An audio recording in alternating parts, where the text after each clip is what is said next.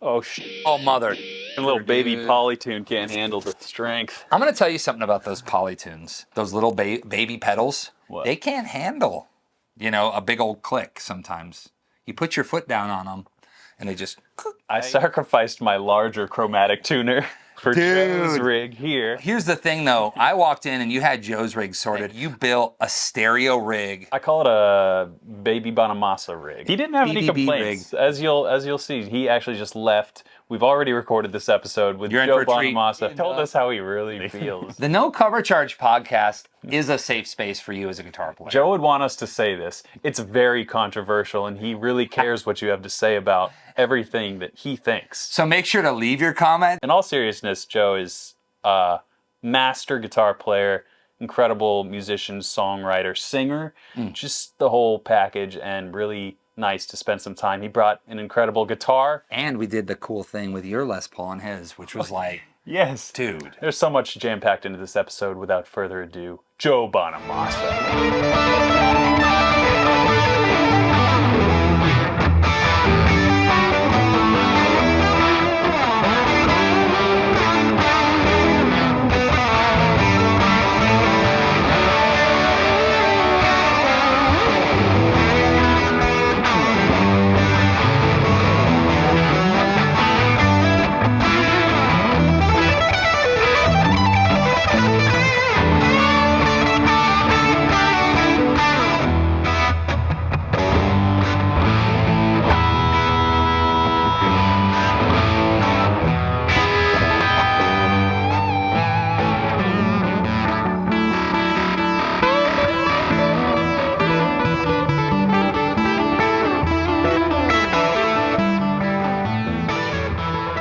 It's like driving an old car.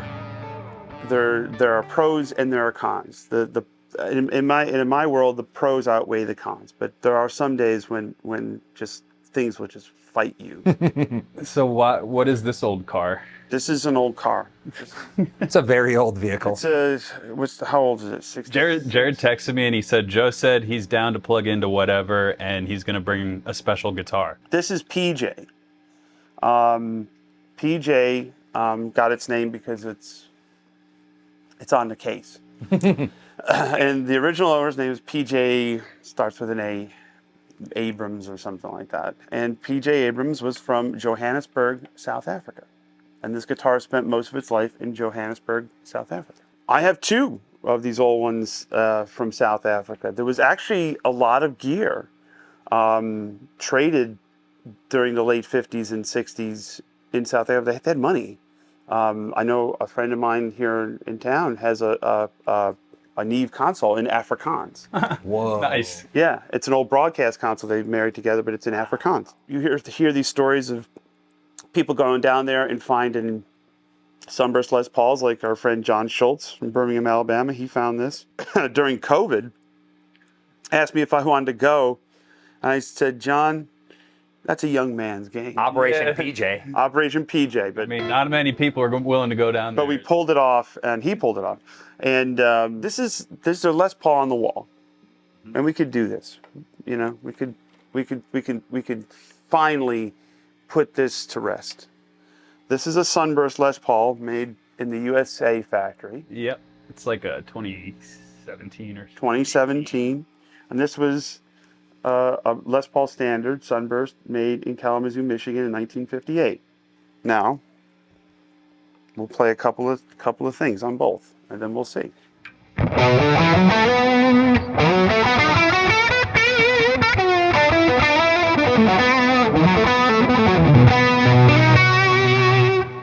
Okay. Now, one is worth a lot of money. Got it. We can put that there. And one is worth a couple, $2,000-$3,000. I'll give it to you for 22. 22.50. 22. Fine.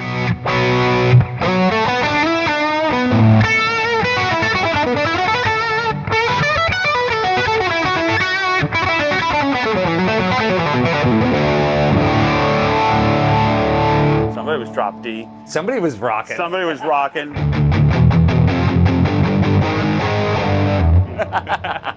Anyway. Zach Wild was using that one. Yeah, let's I I can't get his squeal out of it. Now, okay, since we're three guys talking, and I always say when you buy an Epiphone or something like this, or R9 or something like that, it you can rule the world with any of them. Now, they're all based on what they're, what's this guitar worth? Well, some could say somewhere between $400,000 and $450,000 based on that top, that wood, and the color, okay, and the originality. It's a house. Mm-hmm. Yeah. In most places in the United States of America. It's fucking house. Oh, yeah. House guitar. It's a house guitar. Now, are you getting $398,000 more in sound? I don't No. think so. No, you're not.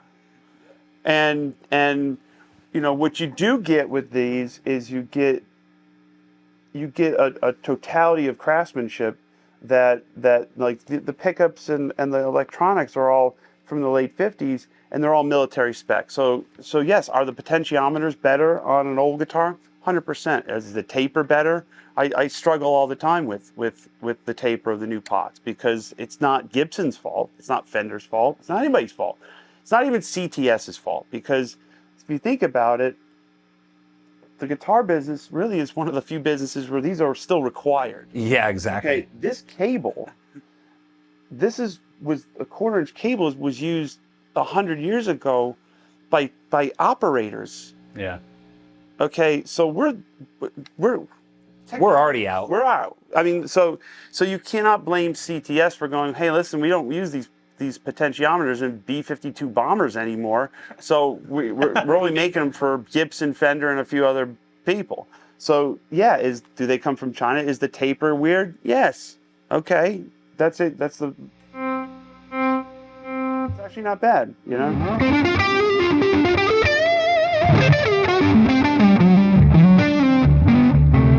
So, and people go, well, what kind of pickups are you using? Stock. Right. They sound like humbucking pickups. And you know what these sound like? Humbucking pickup. They sound like humbuckers. And now, are there magic? Now, are there some of these old ones that we've done this a bunch? So are there some that are like, okay, yeah, it's,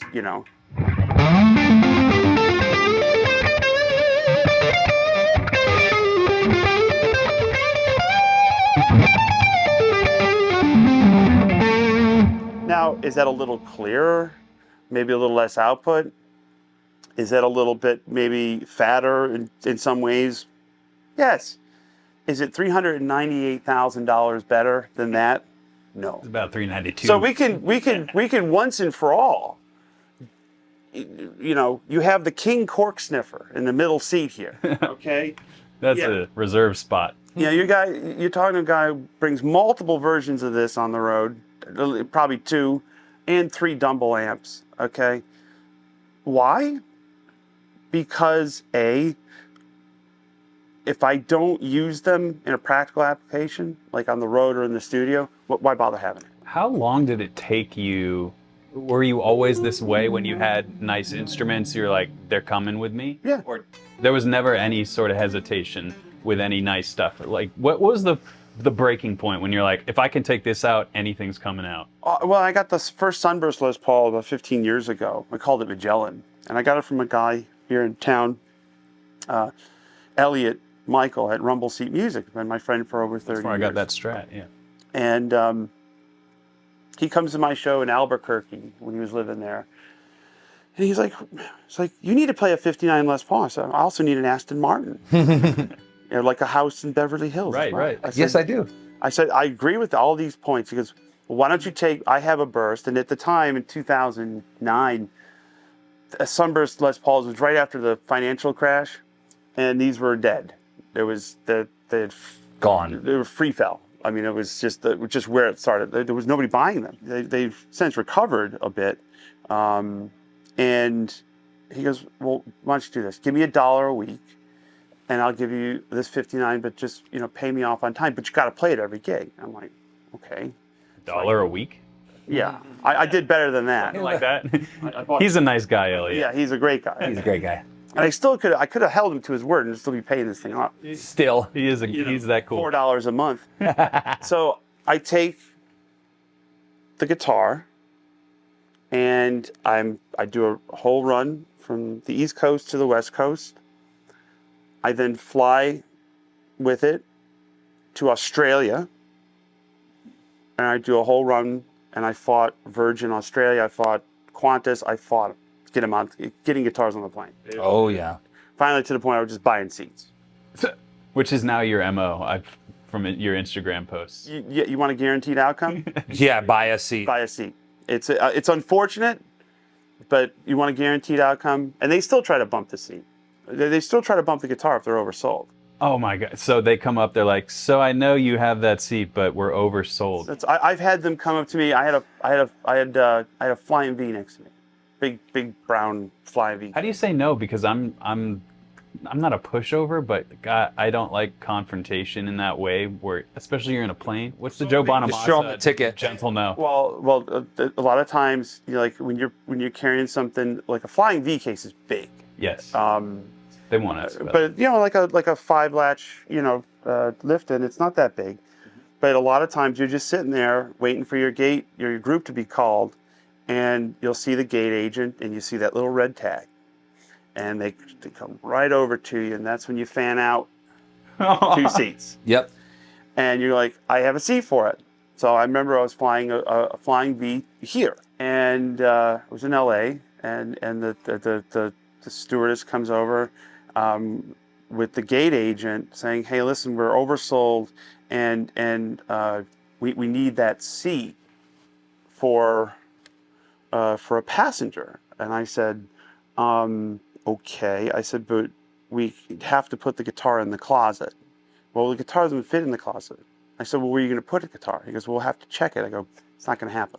No way. And the worst thing you could say to airline personnel is you don't play the "don't you know who I think I am" card. You don't play the "don't you know what this thing is" card, because they don't really care. Yeah. They don't really care about you. They actually hate the passengers. They despise us. If you had to deal with the general public en masse every single day with their quirks, and you ever see those people raging on airplanes? Oh, yeah, That's every dude. single day. They hate you. They hate folks. Okay. They prefer flying cargo or cattle. Okay. We are cattle. Easier. So anyway, I explained to him. I said, we have 2 options. I said, you can bump me off the flight. I said, I cannot let this guitar out of my sight. It is too valuable. It's like, well, we take extra special care of it. I said, obviously, this thing has value enough to me that I purchased a seat for it.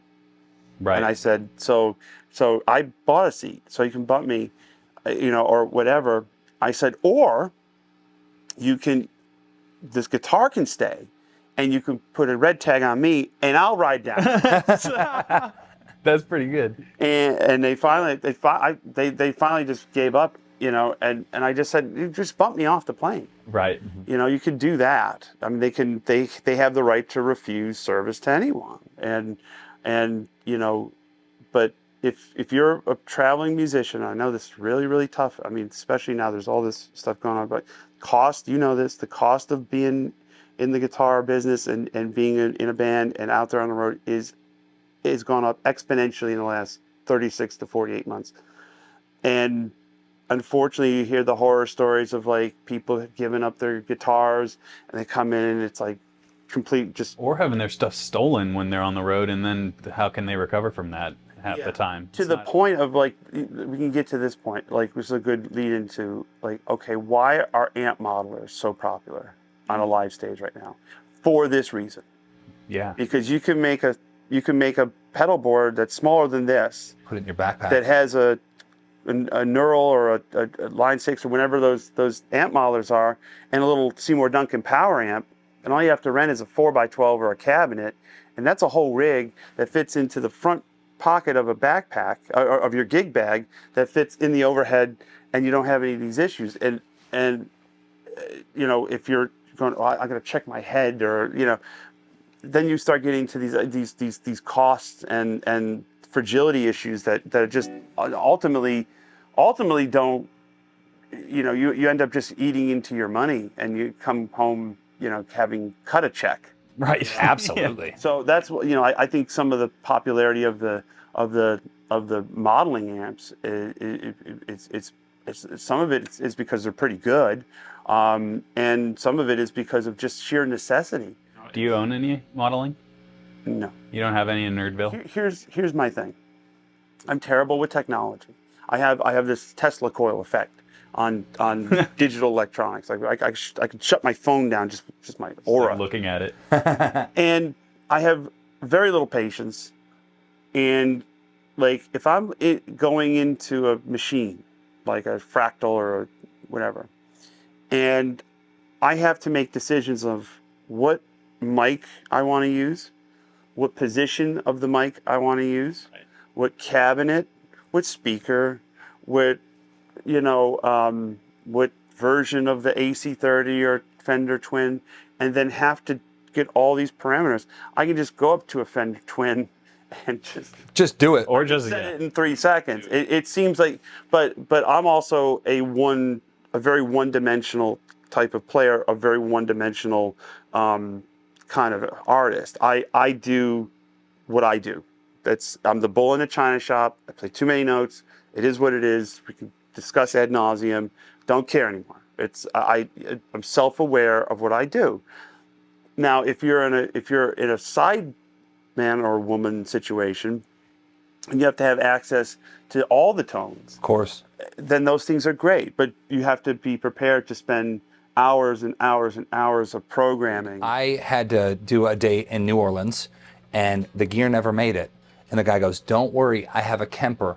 I've listened to how you play, and I'm going to have you lined up so quick." And I looked at him and I said, "I'm not sure about that, man, because I don't know how to use one." I was really nervous. And he goes, "Trust me, we're going to put it through the monitor." So we get to the sound check. The first thing that happens is he puts it through the monitor, and it was like an ice pick. And I was like, oh no, turn that down. And I had him like cut all the treble off. I was like, crank the mids. And of course, it's like a crappy monitor. So then it sounds like how the monitor sounds. Yeah. So then we get into the show and I'm playing, and I was like, just give me the most basic sound. So I get there and I'm doing it. We're in the first song, and I'm like, all right, cool. And I don't even know how to turn the thing up. I don't know how to do anything. Well, something happened where unfortunately the power cable popped out of the Kemper. Now I look back, no guitar, no sound. The Kemper looks like a VCR that's been shut off. And I go, okay, cool. So then they look like that. I try and look for the guy, and he's over there drinking a beer, and he's like, what's wrong? And I was like, your machine is broken, sir. You're the X-ray machine. Oh my God. He goes and plugs it in, and this is the best part. The band's still acting like, oh, we'll just keep playing through the solo. All of a sudden it goes, loading, and it's got a little bing, bing, like a little bar for loading. Your nightmare scenario. Your tone restarted. The best part is, when it came on, it was like a DI tone. Right. And I was like, oh, cool. So now the guy's got to reset up my tone. Dude, I remember the days of a PV Classic when that thing would stop working and you just start hitting it. Yeah. Albert Collins style, dude. Hit it with the guitar, and all of a sudden, there it is. Bang into it. God, man. I think also, too, when you rely too much on one entity, and if that entity decides to take an unauthorized union break, you're kind of effed with a capital. Totally, dude. I've had it where the power conditioner, the Kikasui, when I used to run the whole rig on one night in Vegas, it kept just defaulting it, and it shut the whole thing down. I was like, we can't do this anymore. So now, During the set? During the set. And I said, after that night, I said, we can't do this anymore. So I have now two of them. Half the rig runs on one, the other half of the rig runs on the other, and the pedal board doesn't run on either one of them. So if one goes down, I still have half the rig passing signal through a pedal board. Right. And I can get through the songs. You know what I mean? I can get through the night, but if you have just one thing, it's a very lonely feeling when you're up there going, I can't get anything out of anything. And a moment could feel like an eternity, really. It does. And then your playing suffers. And if you're half playing through a rig, you're like, at least I can limp through it. But if you can't even do that, then it's just like... What's the practical application Are we talking about like, does this pedal sound great just in a controlled space, or does it work in a gig or in a studio? It's sometimes I never get the reference point. It's like, well, what's it good? So people send you stuff and they want gear reviews. They ask for different things. So some of them want gear reviews, some of them just want me to have it, so maybe I'll use it, unless I want to sell out. Right. Have you ever sold out? You're looking at a fucking back scratcher. You got a Joe Bonamassa back scratcher, my guy. Well, dude, you know what always pisses me off with gear reviews is when someone, let's say they take a tube screamer or a fuzz face or something, they're doing a gear review on it, and it's like, I don't know what it's going to sound like when I play it. I don't know what it's going to sound like with a band. You know what I mean? You're in a controlled environment. What does this sound like through a loud amp or through a tube amp or on a stage? You know, that's the big gripe I always have. I think it's more about demonstrating the inspiration potential of the gear more than if you're looking for how is a piece of gear going to sound through a YouTube video. I think at this point we become educated to know that that's not going to happen. Yeah. Maybe that was how things started, but at this point, gear reviews, anybody in my space will take bigger concepts and work the gear into them. It's not just straight up, if you put this knob here and this knob here, this happens. At least as far as, I'm not saying that doesn't exist, but that type of content used to be popular. Now, for some reason, it's not really in vogue. It's like, I was with Paul Gilbert, and we were talking about stuff, and I was like, I don't know, man. I was like, I just use really basic stuff. And he goes, yeah, that's because you need basic tones. And I was like, ouch. But he said it in a nice way because he was like, certain songs, you need certain pedals. He was talking about like univibes. Sure. So he did like this big univibe shootout, but I don't know. Have you ever been convinced by a gear review? No. I basically, what I try to do is whatever the review says or the suggested application, I try to do 180-degree opposite of that. Yeah, my thing is extremes with amps and even some of this stuff. It's like, you know, I've had many a boutique amp builders bring an amp to a gig, you know, going, hey, you know, check out my whatsoever, you know, whatever it is. Mm-hmm. And I'm like, well, that's cool. And I'm like, how many watts is it? And they're like, well, we do a 30 with a half power. I'm like, dude, there's 700 watt amps up here. It's like, you're not even gonna hear it. Right. We're not gonna. And then I'll turn it all the way up and just see what it does, or I get it up to like 3/4, and sometimes you just hear them, they start burning out, you know, like, or like start like warbling. Yeah, and you know, giving up. And then the guy freaks out. It's like, well, it's not really designed to run that loud. I'm like, well, then make 410. And you know, it's like don't put these numbers on the pot. You know what I mean? Don't put them on the knob if you don't expect somebody, if you can't use them. You know? When I watch you play, like, or when I've played through your rig, you've played through Joe's rig, there's a power and there's something that it just can't be replaced. It's like that Sun amp I got from you. Right. When you turn it on and it's at a certain volume, it's doing things sonically that can't be done at lower volumes. So I think it is kind of funny when people do have rigs where they're like, oh, this is a 15 watt amp, but you know, it's going to have everything you need in it. And it's like, well, it's not one size fits all, I feel like, with amplifiers. There's an application to it. It depends on how loud your drummer is. Mm-hmm. You know, a Princeton Reverb is a great amp. It's one of Leo's best inventions. But with a big drummer, with a big foot and a snare, that 15 watts is going to get eaten alive. Right. You're gonna be like, and then you're going to be on 10 the whole night, and you don't want that. You're compromising. Your dynamic ranges, you know, there's so many different sounds, just being able to turn up and down. Mm-hmm. You know, conversely, you know, if you're playing, you know, the Catalina Jazz Club in LA or Baked Potato, and you decide to use 7 amps, I mean, it's going to be overkill. You know what I mean? Yeah. You got to read the room. Yeah. You know, now with the invention of like more bands are either no stage volume or very minimal stage volume, and so you can get away with a lower wattage amp, you know, in the ears. But you know, it just depends on the application and the kind of music. At the moment, how many amps are you running on stage right now? 7. They're not all on at the same time, but they're mid drivers.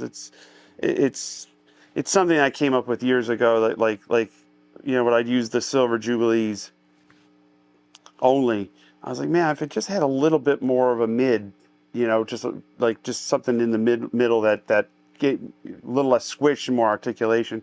Well, then you find out you cut it. You know, I used to cut it with a blackface showman. Yeah. I'm like, okay, we're getting somewhere. And then I used to use those JCM 900 or JCM 2000, the stereo straight cabs. Yeah, dude. And I'd use those things until the baffle boards would give out, the speakers would fall out.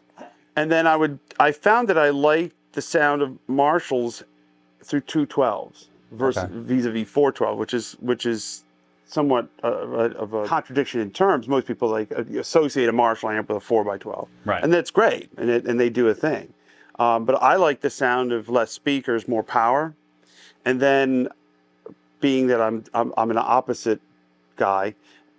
Through our friend Zach Wild, discovered that these kind of JCM 800, Silver Jubilees, kind of amps that he was running at the time, sounded way tighter and more articulate with Electro Voice speakers. Mm-hmm. So now you're sitting there going, okay, Joe, you don't like 412s. That's common practice. And Celestians and Marshalls are like peanut butter and jelly. Mm-hmm. And I'm like, no, I like the EVs I like 212 EVs with Marshalls and in 4x12 cabinets split in the center.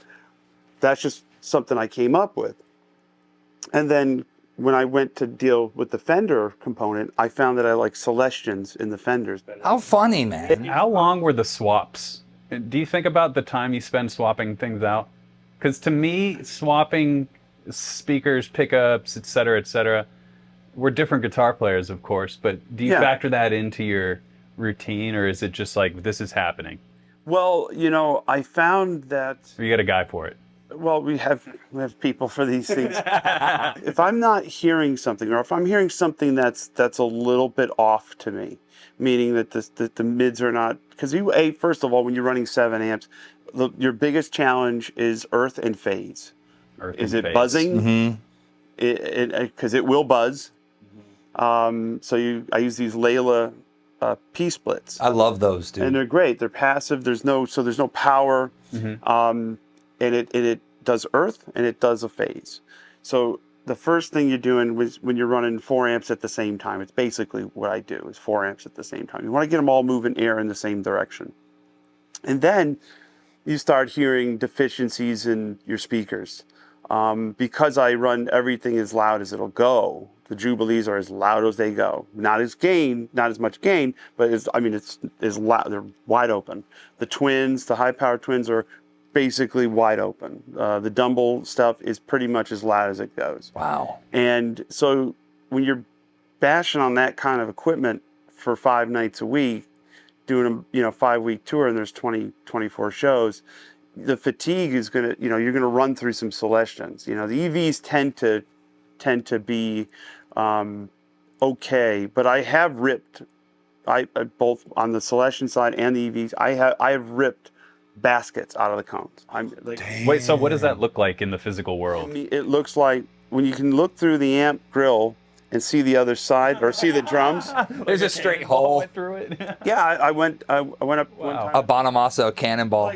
I could feel like you feel like a sag on the tone. I'm like, something's weird with the twins today. And I thought maybe we killed a speaker because the high power twin has 2 taps, and it's I believe it is 4 ohms.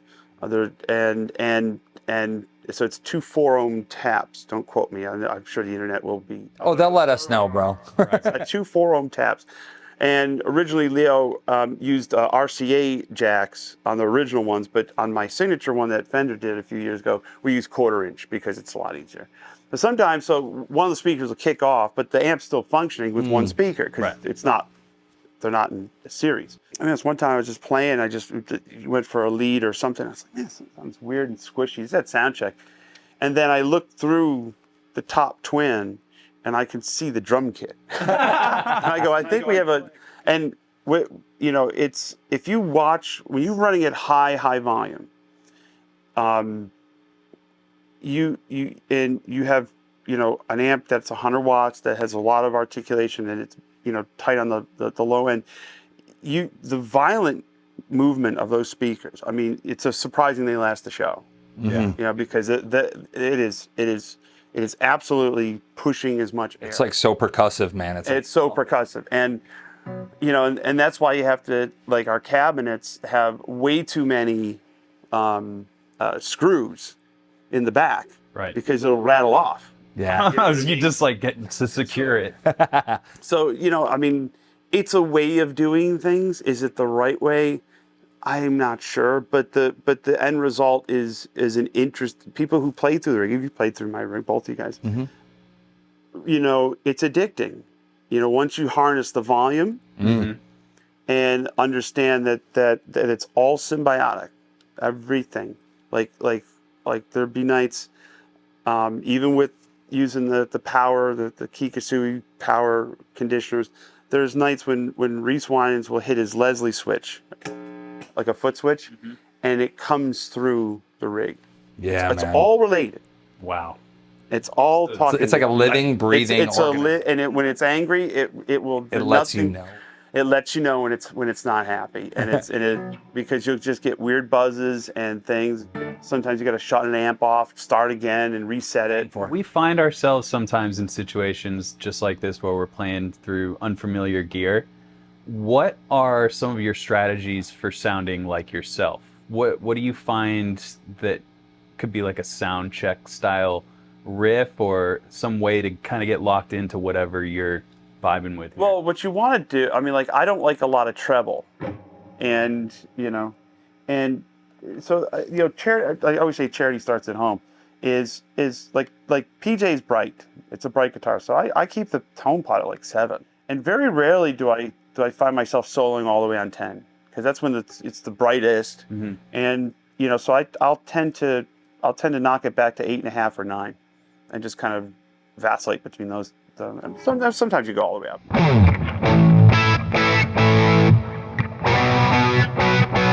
If you're playing like these fifths, you know, because what I really like to do is, you know,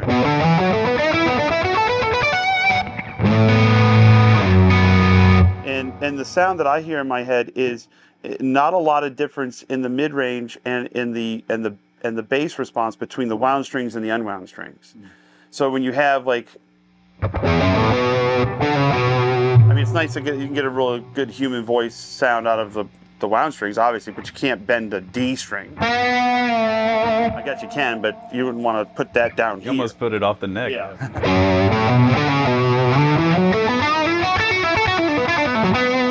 So notice the transition between.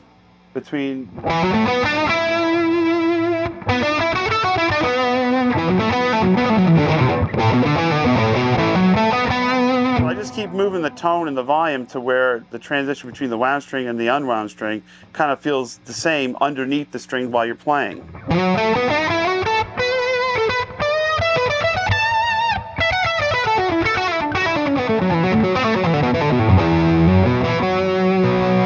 And the faster I play, conversely, sometimes the lower I put the volume on the guitar because I want it super articulate. Like my kryptonite has always been too much gain, too much squish, and the recovery rate.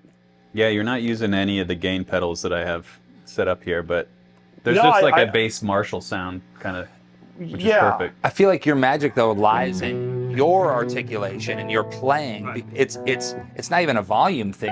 It's almost like you said. When I play your rig, I go, wow, he doesn't use a lot of treble, or it's always dialed back. But what it is your accuracy of your playing. I feel like that's what translates to give it that bigger sound. Yeah, and it's slower than you think, but it's just accurate. And that I'd rather be way slower, but accurate, and where everything, you know, because there's nights like there's a couple of settings on my rig where it's really honest, and I do it on purpose. And it's like, fucking hell, it's like, you just, if you don't have it, I'm dumping out of that setting. I mean, I have a squish, I have a squish setting. I mean, I have an escape route for moments like that? Or yeah, what? It's called, I point to Reese Winans, I go, He's like, take it. Take it. That's a pretty good one. There are nights where you think you need to return all the money because you just go, oh my God, I'm terrible. Just terrible. And then there are nights where you think, okay, I can see the fingerboard and the time compression, like on stage, is you're playing something that's going by to the audience really fast. That's I don't think I've ever heard that kind of term. time compression, like when you're on stage. That's where the 10,000 hours comes in. So imagine if you're a tennis player, you're a pretty good hobbyist level tennis player. Then you get out there with a real pro. Next thing you know, this tennis ball's flying by your head at like 150 miles an hour. Mm-hmm. And you're going, how does this person like live in that world where they can actually see the ball? Yeah, this is And normal. enough to return it. And same thing with baseball, same thing with golf, same thing with driving a race car. Okay, I could Lewis Hamilton could hand me the keys to his Ferrari F1 car, and then I can hand him the keys to a Toyota Prius, and he'd still beat me. But also he lives at 200 plus miles an hour. That's not a big deal. I go 200 miles an hour. I'm like, yeah, it's like I'd be on an airplane. It's time compression. So you're hearing things and you're living things much slower on stage than it's going by to the audience. Like if you ever watched a clip of you've ever broken a string on stage? Oh, of course. Okay, the time that it takes for you to unplug, get another guitar, put it in, you think 20 minutes. 20 minutes has gone by. But if somebody happens to video it, it's seamless. There's that very famous footage of Stevie Ray Vaughan on Austin City Limits, or Renee Martinez. Puts the guitar over him. He breaks the string, and it's seamless, and he gets a big round of applause. To Stevie, that probably felt like a lot longer than it actually took. Yeah, he was probably sitting there going, let's go, let's go. Let's go. Feel what you're going to play going into the next bar before the next bar hits. If you're oh shit, what am I going to do right now? It's going by. You're on the back side of it. Yep. You want to lean forward and totally take control of those, because this way you could tell more stories. What would you describe the physical feeling of being in that kind of flow state? Well, I would imagine Adderall would help. Okay. Yeah. Imagine. That could give you a nice idea. You may get a little jittery. The vibrato may get. You're getting real spastic. We don't endorse experimenting with Adderall unless like Haight Ashbury, 1967. Anyway, when you get in, different artists have different sayings. Some people go hitting the note or whatever, but it's part and parcel of this the same thing. It's you're one with the songs that you're making and one with the audience, which is also a big part of the show. The audience makes or breaks the show. A quiet audience, you're like, you could do whatever, you could be banging it out and killing it. But if they're not, no feedback. And that's the 30% that they give part of the show. So ultimately for me, when you find yourself kind of on the back side of that wave, the way to shake that off is don't double down and go for weird things. Go back to the basics and nail those, and then not even for your own artistic expression. It's not fuck okay. The artistic expression. I got paying customers. It's kind of like if someone was like on a bike and you did a trick and everyone was just kind of like, yeah, that's cool. And they're like, what's really going to get them? When I try this double backflip that I've never landed. Yeah. That's where a lot of people, it's the simplest thing I do. It's devastatingly effective. Dynamics. Okay. Is you pull them forward. You make them lean forward in the chair. And then if you want to sting them, But I mean, the band is simmered. There's quiet, there's bringing it down, there's blues quiet, and then there's Buddy Guy quiet. Those are the four stages of quiet. Exactly. The Buddy Guy quiet is the world I like to live in. I see. Where it's you. Buddy Guy quiet would be like. Buddy Guy quiet is you're barely touching it. I mean, 3,000 seat theater. You could basically, if I stand close enough to the vocal mic, they can almost hear the acoustic string. Yeah, It's exactly. gorgeous. Even in a big venue like that. Yeah, and it's because you get people listening, and it's really for them, it's really a thing where they're leaning forward, because it's like watching someone walk over the Grand Canyon on a tightrope. Yeah, and that's one of the things that's also in this style of music. You want some variety in the show. It can't just be an assault all night, because it's like after 3 songs you kind of heard it, done it. We have about 75 songs in our book that we can pull out. If we're going to pull out some stuff from way back, we'll sound check that. But a lot of times I'll switch the show 30-40% a night, just honestly for no other reason, just to keep the band engaged. Okay. You don't want it to become like Broadway, where it's the same marks. It's not a play. It's a snapshot in time. Here's something though about Joe that I think blows my mind more than anything, is the whole thing of all the country stuff and the Danny Gatton stuff, and how I feel like with you, something that a lot of people brush over is that whole side that you had in your playing from the beginning, basically. He taught me. Yeah. He taught me when I was a kid, and he was the one that made my whole world go from mono to stereo. He was like, he goes, kid, you know what a Les Paul is. How old were you? I was 12 when I met him. Wow. At the Silver Lake Blues Fest and Hog Roast in Silver Lake, New York. That's awesome. And it was Danny Gatton and Clarence Gatemouth Brown. Whoa. That was and the Cold Shop Blues Band, which I was sitting in with as a 12-year-old. And this guy, I just remember sitting inside the stage watching me play. After I get off, he goes, hey kid, you want to see a cool Telecaster? Because I was playing this Japanese reissue red Tele. I still have.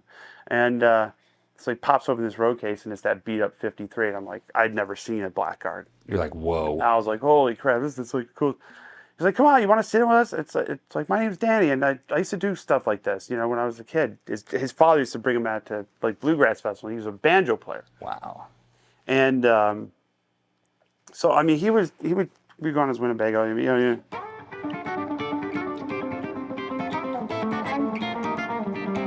mean, he was so fast, Yeah. And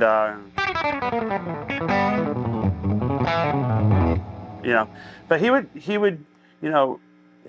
taught me how to use the hybrid, the.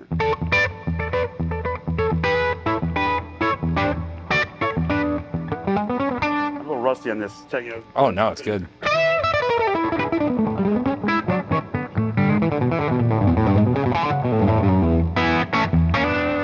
But he also taught me how to use the volume, like the Buchanan thing.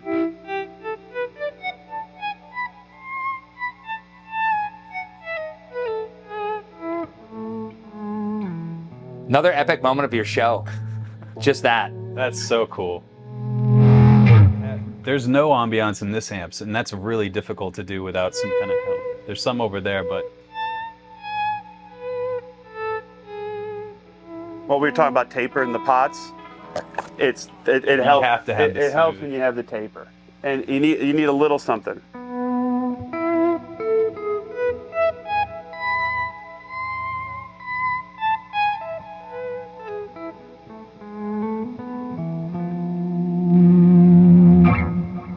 And Les Paul's a little harder because it's front pickup only.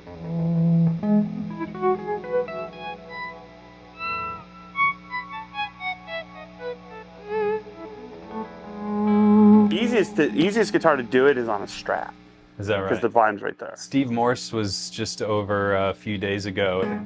He's got like the ultimate tone pinky I've ever seen. It's like I saw that clip where he's doing wah. yes. It's like an old steel player, man.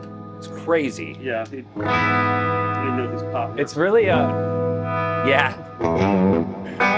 a lot of my favorite guitar players though are very complimentary of the actual instrument and how much value they find in just these knobs here. Infinite amount of sounds. I did this whole thing years ago for Guitarist Magazine. I remember seeing that, dude. And it was one of those those European press tours that you do, and we had a long day. And at the end of I feel that. we had a long day. And I was there with my tour manager Clay, and we're at John Henry's in London, and they're like, okay, now that we're done with all this, we were promised a half-hour guitar lesson on camera. And I'm like, nobody told me that. And I go, I could teach you everything I know in like 15 minutes, okay? It's just, I can't teach you how to apply it. That's a personal thing.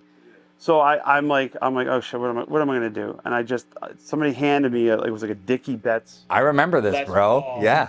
And some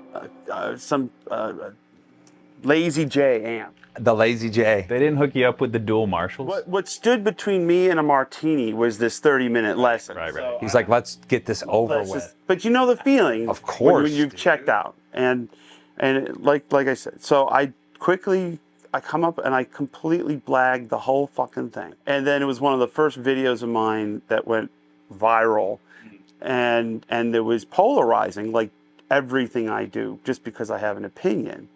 It's polarizing. Well, it's my opinion that I put into practical use. And I said, hey kids, you know,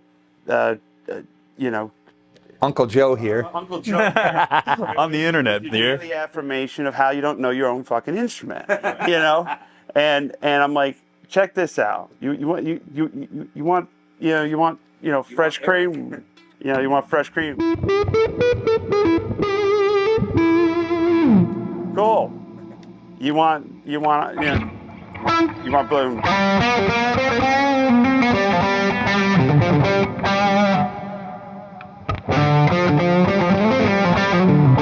This was your lesson? Yeah, and I'm like going, I got one cable, I got one amp. I'm too lazy because the amp was in the shop, but it was way back. So I just turned the whole thing up and I was just using the volume. I said, you realize that all of the sounds in your head can come out of this thing right here. Mm-hmm. Not forget these. This. It's just how you tweak the sound and how you tweak, and what are you hearing in here and how are you channeling that through the guitar? So and then then the comments. It's like, well, I would do it this way. I'm great. That's amazing. Great. That's amazing. Please do it your own way and disregard everything. Don't you think it's way more fun and easy to talk about how you do it than to actually do it, though? Well, I would, just comment. I'm choosing my words very carefully. Tread lightly. Everything can be edited. I respect anyone who goes out there on a stage, puts himself out there. My hat's off to you, okay? Because it is very, very difficult.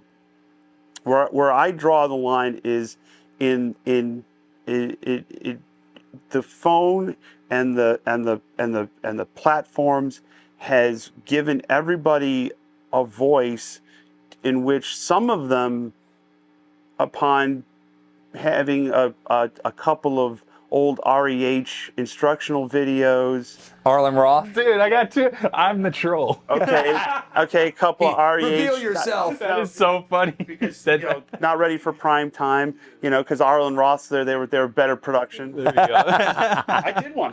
Dude, Arlen was a legend. He's a legend. Rudimentary, basic knowledge of guitar and 3 whole gigs under their belt. Reactions these things elicit, they all of a sudden think that we're peers. We're not, because I've been doing this 37 years. You've been doing this your whole life, over probably 30 years. And we've learned how to adapt in situations when the shit hits the fan. That's when you make your money. That's how it's like, okay, amp's out. How are we going to do this? Yeah. Okay, how am I going to entertain these folks when we've our drum, snare drums, all those things don't factor into someone's opinion until they actually get some real life experience. And then by all means, tell me what you do. I consider myself a very hard worker on the road and all of the things. I look directly at you for the amount of shows that you've played over your time, but also every single time I talk to you, you're on tour. You're always working. So it's really hard to listen to someone say something, or even to tell me about, well, if I were you, I wouldn't be using that amp. I'd be using this, or I'd be doing this, and I would never do a vibrato like that. Or, Leslie West, oh, he wasn't good, man. Have you ever heard of, and then you go, okay, cool. Great. This is great. But also you're talking to someone that has spent their whole life playing on a stage. But dude, everyone's opinion is the same, man. Bro, it's just sometimes... I'm allowed to have one. You're allowed to have one. It's music, man. Yeah. Well, that's I'm embodying the trolls, by the way. That's completely right. that everybody is entitled to their opinion, and not everything that we do as musicians or artists is for everyone. And you have to take that criticism. I can describe the troll that I'm thinking about. Okay. Said troll. Personify the troll. As he does it, can you try and make the troll on the Let's side? see if we can I Photoshop remember a we were troll. working at Ocean Way Studios in Nashville. Josh Smith, my co-producer on a lot of these records. We were doing, I want to say, whatever we were doing, one of Reese's records, or Reese record or something like that. And I pick him up from the hotel in downtown Nashville, and we come down 3rd Avenue, and I make a right on Broadway. We're just heading towards Ocean Way. And it was about 10 o'clock in the morning, and I think they start early down there. They start early down there on The Broadway. first shift started at 10:30. Rumor has it, wagon wheel, 10:30 Dude. on the dot. We're hitting it 10:31, wagon wheel. Come on, it's Bloody Marys and Luke Bryan covers, Anyway, I saw this guy pull up. He had this beat down Toyota RAV4, and he pulls up to one of those honky tonks. He gets out, and you could tell he's visibly angry, and he has a guitar, and he's got one of those little Music Man combo amps, maybe like an HD30 or something. Nice. I mean, it's beat to shit. And he's got a cart, like like a buggy, yeah. You gotta have good tires on those things these days. The cart falls out of his vehicle. Oh. And you could tell at one point he had a real lush 80s long hair that had receded, but he never cut it, and It's not time yet. the cart Not time. the cart falls out, and I'm watching this with Josh, and then this guy just loses his shit.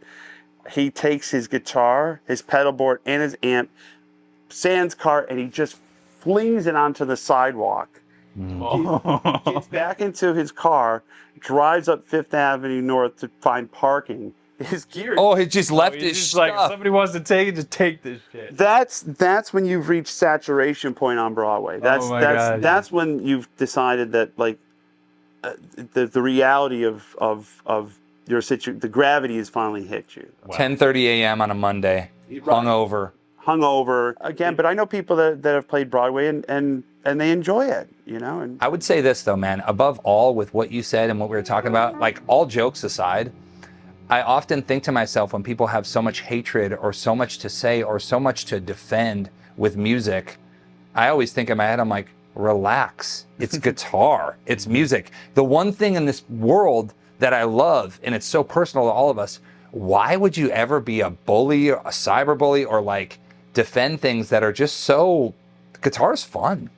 This is meant to be... Music's fun. When you see people going, because of some thing that goes on in the world, I'm taking my music and my bat and ball and I'm going... Nah. You assume that the sun won't rise tomorrow. Right. It's like you become so self-obsessed and thinking what you're doing is so fucking important. It's not. It's important in a sense that you're be able to entertain people and provide an escape hatch for a very crazy world. That's it. Other than that, enjoy it or don't. People take the piss out of me every day. I'm happy to take the beat down. And you know why? Because at the end of the day, it doesn't matter. People somebody likes this shit, and that's the bottom line. And everybody has a lane. You created, Jared, you've created a great lane for yourself. I've created a lane. You've created a lane. And anybody who hates on all three of us, on the lane itself, obviously does not have the number of a good, a good pave and cement guy. It's like, Yeah, we're flying past them. Well, it's also too, you did something positive as opposed to dwell on the negative and be bitter about it. Right. A lot of the vitriol is just people are bitter because they want to blame someone else for their lack of not accomplishment, but just the being able to live that dream that we all did when we sat in our bedrooms and played guitar. And some people go further than others. And the ones that are really bitter are the ones that go like, well, I didn't get that because it was political, or I didn't.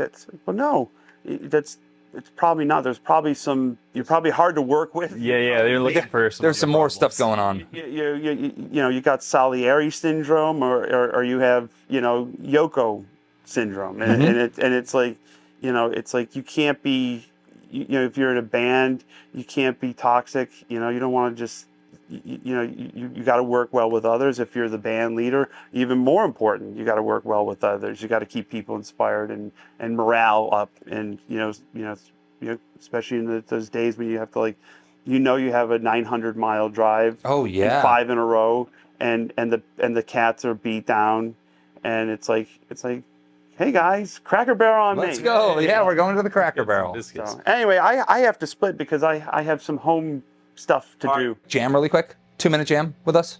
Okay, I'll play rhythm. Okay. You play lead, Jared. Oh God, here we go. How about something like this? What the hell? Wow.